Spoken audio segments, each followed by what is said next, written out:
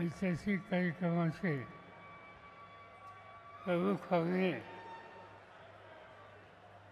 आणि काँग्रेस पक्षाचे अध्यक्ष, राज्यसभेचे विरोधी पक्ष नेते मल्लिकार्जुन खरगे साहेब, काँग्रेस पक्षाचे नेते आणि देशाच्या लोकसभेचे विरोधी पक्षाचे नेते श्री राजीव गांधी, महाराष्ट्राचे माजी मुख्यमंत्री सुशीलकुमार शिंदे, पृथ्वीराज चव्हाण, व्यासपीठावर असलेले सर्व मान्यवर, हा सोहळा आयोजित करण्याच्यासाठी ज्यांनी अतिशय कष्ट घेतले,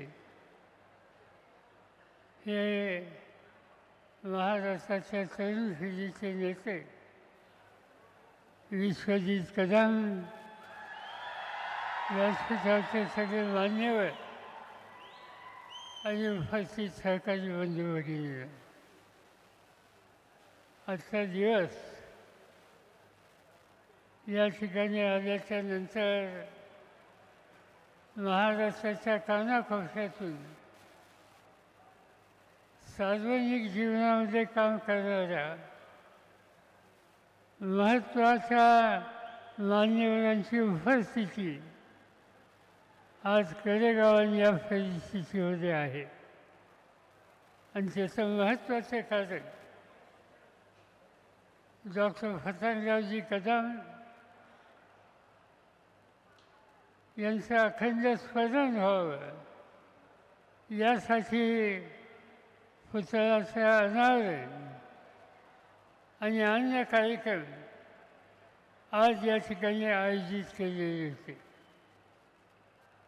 हा एकेकाळचा जुना सातारा सांगली असा हा जिल्हा. सातारा आणि सांगली या जिल्ह्यानं महाराष्ट्राचा इतिहास घडवला. आपण यशवंतराव चव्हाणांची आठवण करतो. चव्हाण साहेबांचा जन्म याच प्रांगणामध्ये झाला. स्वातंत्र्याच्या नंतर आणि स्वातंत्र्य संग्रामामध्ये झोकून देण्याच्या संबंधीची भूमिका घेणारे वसंतदादा पाटील त्यांचंही स्मरण आपल्याला या जिल्ह्याचा स्वातंत्र्याचा इतिहासाचा उल्लेख करायचा म्हटल्यावर या ठिकाणी करावा लागतो.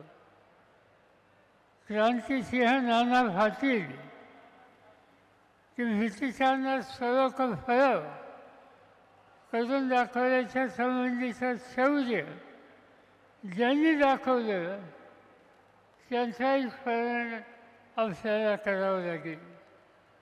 आणि त्यांचे सहकारी जी बापूलाल, वि. स. फागे आणि नंतरच्या काळामध्ये राजाराम बापू पाटील अशा अनेकांची नावं या ठिकाणी घ्यावी लागतील की ज्यांनी महाराष्ट्राच्या इतिहासामध्ये मोठं योगदान दिलेलं आहे. हे सगळे नेते स्वातंत्र्याच्या चळवळीचे होते. स्वातंत्र्य मिळाल्याच्या नंतर त्या स्वातंत्र्याचा अर्थ नव्या पिढीच्या अंतःकरणामध्ये जीवनामध्ये यायचं असेल तर आवश्यकता आहे शिक्षणाचा विस्तार. कर्मवीर भाऊराव पाटील आणि अनेकांची नावं घेता येतील की ज्यांनी सामान्य कुटुंबाच्या मुलामुलींच्या शिक्षणाच्या संबंधी आपलं आयुष्य घालवलं. अण्णांच्या विचाराचं भूमिका स्वीकारून अनेक लोक पुढे आले आणि त्या पुढे येणाऱ्यामध्ये पतंगराव कदमांचा उल्लेख करावा लागेल. रयत शिक्षण संस्थेच्या हडपसरच्या शाखेमध्ये अतिशय कमी वेतनावर काम करण्याच्यासाठी प्रथमराव पुण्याला आले. कर्मवीरांचा विचार प्रस्तुत करण्याच्या कामाला सर्वस्वाची भूमिका घेतली आणि तुम्हा सगळ्यांच्या पाठिंब्यानं कर्मवीरांचा आदर्श ठेवून भारतीय विद्यापीठाची स्थापना केली आणि महाराष्ट्राच्याच नव्हे तर महाराष्ट्राच्या बाहेरसुद्धा उच्च दर्जाचं शिक्षण नव्या पिढीला मिळेल कसं याची खबरदारी पतंगरावनी घेतली.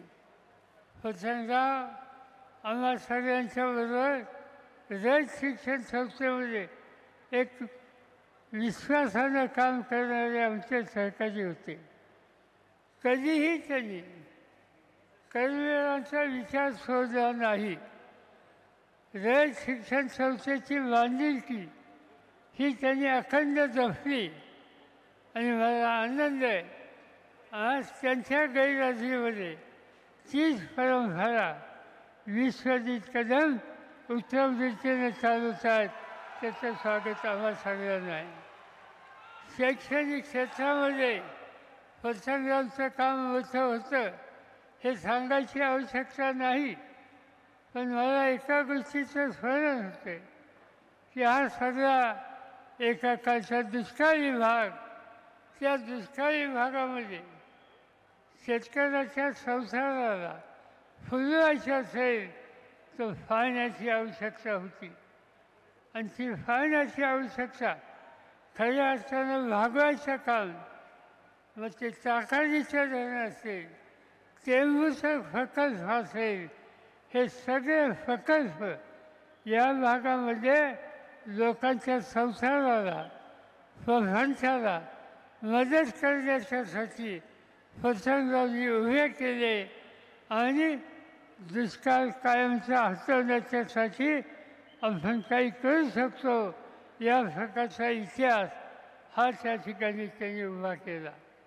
आणि त्यामुळं असं समाजाच्यासाठी प्रचंड काम करणाऱ्या या कर्तृत्वान या भागाच्या सुपुत्राचं अखंड स्मरण आज करण्याच्या दृष्टीनं देशाचे दोन्ही विरोधी पक्षाचे नेते आणि महाराष्ट्राच्या कानाकोपऱ्याचे गांधी नेहरूंचा विचार स्वीकारणारे सर्व मान्यवर आज या ठिकाणी आहेत.